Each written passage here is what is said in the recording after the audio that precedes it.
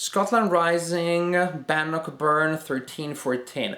This is a game published by Worthington Games, a war game, an entry-level war game, extremely simple, and it depicts a battle which took place in 1314 between Scottish and English forces.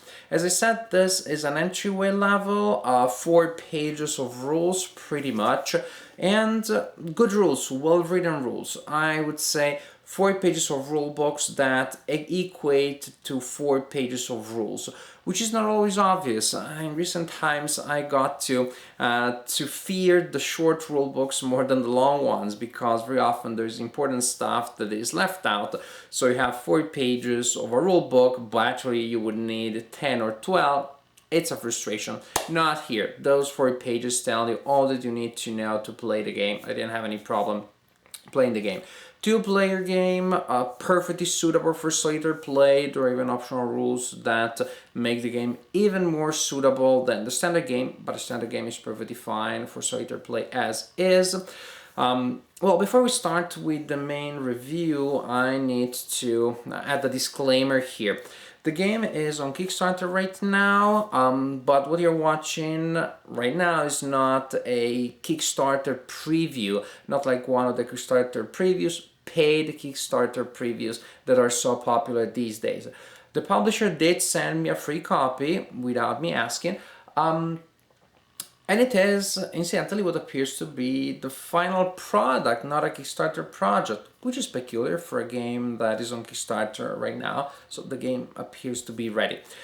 The publisher sent me a copy, and I took it as a review copy, not as a preview copy. So I didn't get any money, I'm not getting paid for filming this, I simply played the game, and now I'm making a video in which I'm telling what I think about the game, just like I do in all of my other reviews. The map of the game is printed on cardboard, and at the first look it immediately reminded me of the maps for the Commands and Colors system. And as you will see, there are other analogies between this game and the games in that system. Here's the setup. The game looks pretty much like it will look at the beginning of one of your standard games. There are symbols printed on the map to indicate where units set up at the beginning of the game and which type of unit sets up in each hex. You can also experiment with free setup by placing units in different combinations. So in the same configuration as you have at the beginning, but I don't know, cavalry where pikes are supposed to be, or longbows where axes are supposed to be. And that will add some variety to the game. What's the situation here? The English are advancing against the Scottish defenders, which are placed in a pretty strong line here. What the English are trying to do is to relieve a siege which is taking place outside of the map, ideally in this area here. For this reason, the English player will earn victory points by exiting units through that hex, units that ideally will go and relieve that siege.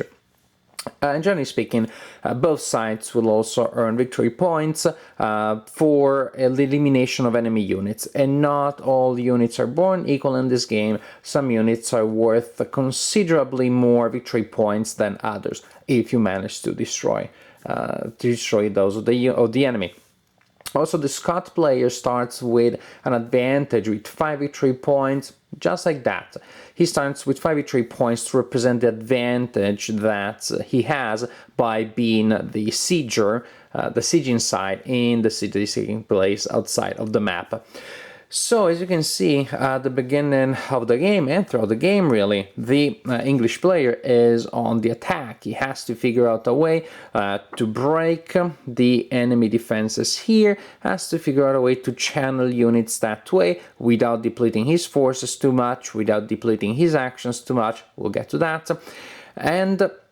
And or at least to inflict as much damage as possible on the Scottish player, because if the English player does nothing, the English player loses the game. Definitely the English player cannot afford to be a milquetoast. He has to be assertive and cunning, and definitely determined, has to figure out the goals that he wants to pursue from pretty early in the game and try to stick to those. A turn we start with the Scottish player acting at the beginning of his player's turn. The Scottish player determines the number of action points that he has.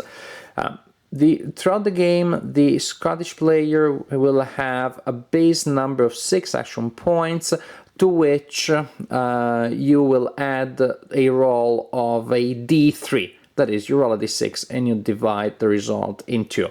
So the Scottish player will have 7, 8, or 9 points. The English player starts with a lower number of base points, initially 4 in the first turns. From turn 3 to 5 it is 5, and only starting from turn 6 it is 6 for the rest of the game. Again, for the English player too, this is the base number that will be modified by the roll of a d3, whose result is added to the base number. So the Scottish player goes first and spends actions, and actions are simply used to activate units one by one. A word about the art on the counters to start with. As you can see, human figures are drawn on pictures of an actual landscape, on actual pictures of a landscape. And that is the landscape of the actual battlefield. So they pretty much went to the battlefield, they took pictures of it, and then they drew soldiers representing the units on it.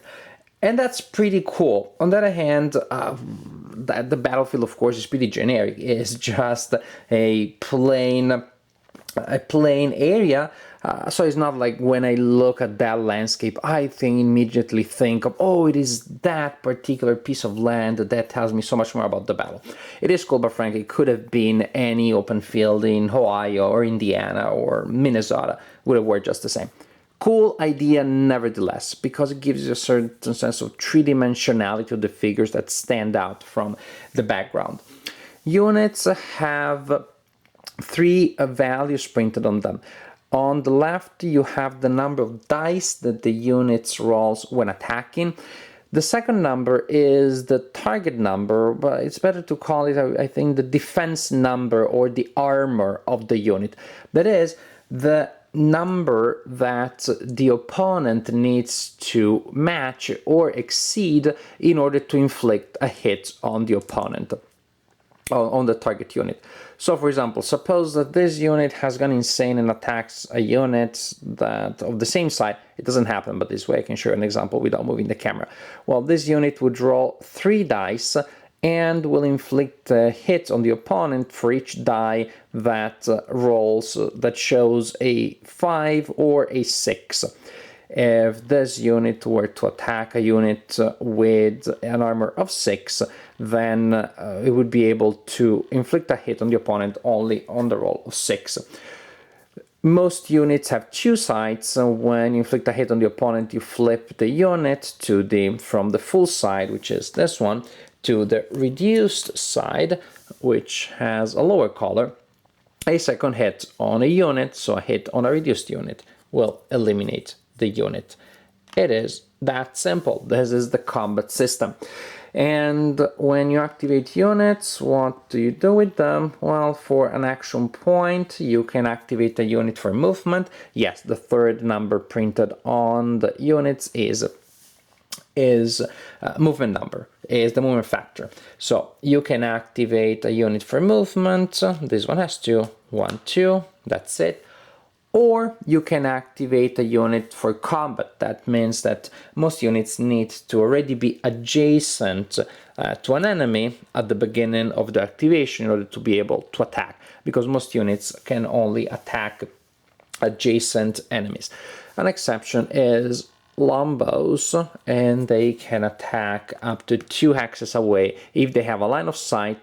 Line of sight in this game is blocked only by terrain features, not by other units.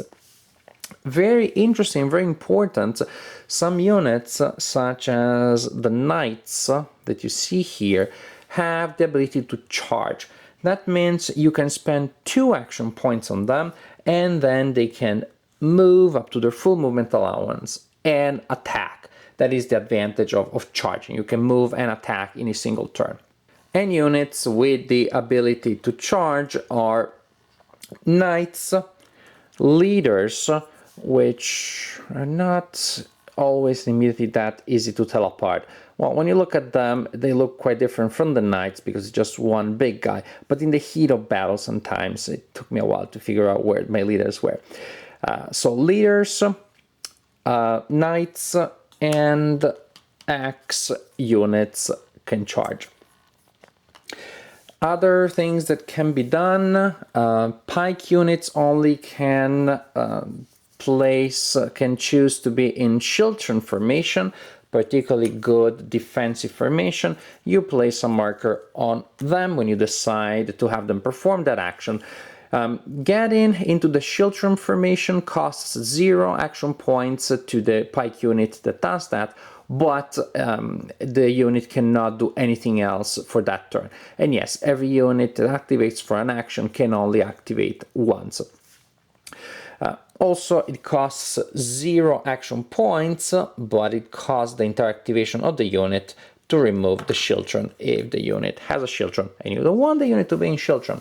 What is the advantage? Units that are in that formation cannot be charged, but the disadvantages are that the unit can only move up to 1 hex.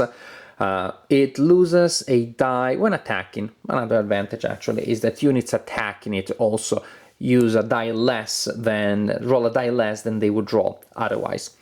Another action that can be performed is to rally. If you have a unit that is reduced and the unit is stacked with a leader, you can spend an action on the leader, an action point on the leader, you roll a die. 1 to 3, the unit underneath the leader is rallied, so it recovers a step. 4 to 6, too bad, you wasted that action. Stacking limit is 1, so there can only be 1 combat unit per hex, and there is no moving through friendly units during movement and counting stacking only at the end of movement. The stacking limit is in place at all times, which creates traffic jams. You have to time movement of your units well so that they don't get in each other's way. I like that. The only units that can stack with friendly units are leaders, and you can never stack with enemy units. This is pretty much it. I mean, this is such an incredibly simple game. You spend action points. Action points can be spent to move, or to attack, or to charge, which is move and attack, to rally. There is another action which is related to the Chiltern, which costs 0 action points. There's also a special action that the Scottish player can play once per game, and it is to declare the Scottish charge. When that happens, all activated units of the Scottish player for 1 turn can move and attack for a single action point. So in each turn the Scottish player receives a certain amount of action points, spends them, then the English player receives action points, spends them, and you move to the next turn. There are a couple of other minor things. There are situations in which a charging unit may become disordered and it will recover later. There are penalties for that. There is a table with random events, which is optional. You can choose to use it or not. If you do, then, well, you have more variety and unpredictability in the game. But this is an extremely simple and linear game. Activate your units. Move, attack. To attack, you simply roll a certain amount of dice, match them against the armor of the attacked unit, apply hits, and continue like this for 15 turns. At the end, you count victory points based on elimination of enemy units and on English units that left the board from that area, and at that point, the winner is the player with the most victory points. What do I think about the game? It's a good game. It's a perfectly fine, perfectly good game. It works, the mechanics are linear, but they do deliver a story. They do present the players with choices, with options, with the occasional dilemma. What I like is the fact that the number of action points is partially unpredictable. Well, you get a sense more or less of how many you're going to get, but you may be short of 1 or 2 if there's something specific that you're trying to do. You will not be able to activate all of your units every time. Or, especially for the English player that has a pretty large army, you will not be able to activate all of your units throughout the game. Some units will just be left behind, or they will act very little. They will not have much impact on the game. So as the English player, you really have to choose a general strategy. If you want to exit units from the board, you think that's going to be a main part of your strategy, then you need to start moving units in that quadrant, in that section of the map, pretty early on, because there are units that are very far from the exit hex. They will simply not make it there if you don't start moving them early on, if you do not start spending action points on them, which means you're not using action points somewhere else. Definitely the English player is the player with the most interesting decisions to make. The Scottish player is a little bit of the reactive player, as it happens very often in games that have a strong attacker, defender dynamic. Perfect game for entryway level if you want to introduce a new player to wargaming. The game sets up fast, you can teach it easily, no strange concepts. Really good. I think this is a very good option for introducing new players to wargaming. As a proficient, experienced wargamer, this will be probably too easy for many players, especially players that like medieval wargaming. Well, the charges here clearly are really basic. They don't resemble most of the charge procedures that you have in medieval games. Many players will find it a little too easy for them, but the advantage is even for proficient, experienced players that will want to give this game a try, because you still have a full war game that does depict an entire battle in less than 90 minutes. Actually, once the players know what to do, which they can do fast, they can learn the game fast, the game plays in even less than that. There's an advantage in a game that you can play so easily and in such a short amount of time. Even playing 2 games back to back in a single evening to see and switching sides to see which player does better on each side. A consideration, however, is about, well, the money, about the cost of the game. I looked at the Kickstarter page right now. The edition that you saw in my video costs, if I'm not wrong, $45, and this is the edition with counters. There's a more expensive edition version, which is, I believe, $65 or so, which has blocks. So the units are represented by wooden blocks with a sticker on it, but these blocks are not used to create fog of war like you have in many block war games. They're pretty much used to create the sense of feel, the miniature feel that you have in Commands and Colors games. And the analogy keeps popping up as you look at the game. Units that roll a certain amount of dice, related to their attack strength, the size of the map, the overall feel of the map. You don't have the cards here, but just the scope of the map, the length of the game. There really is something Commands and Colors-y in this game.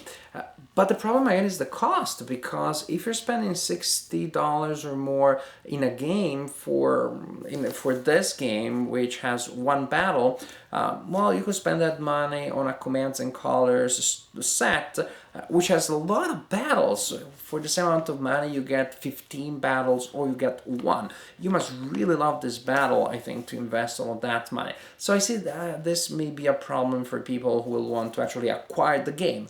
You may want to play the game, but there is that consideration, which is a pretty expensive game for what you get. Now, in the Kickstarter project, if a certain amount of money is pledged, then there will be extra maps, extra battles, anything that's really crucial. This game would definitely benefit from it.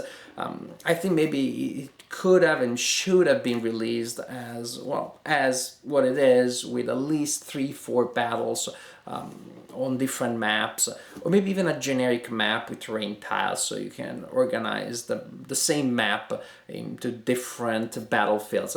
As is, I don't know that it will be very attractive to many players, just because there are options that give you so much more for the same amount of money. As is, if money is not a consideration, or you're a big fan of all things Scotland, you're really a big fan of this battle, or you really want to learn about the battle that maybe you don't know much about, well, this per se is a perfectly fine entry-way level game.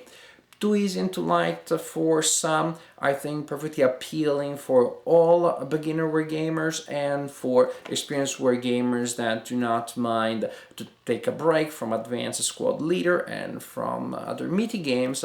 I had fun playing the game, I really enjoyed it. There is the problem of the cost. But again, the design per se is a good one.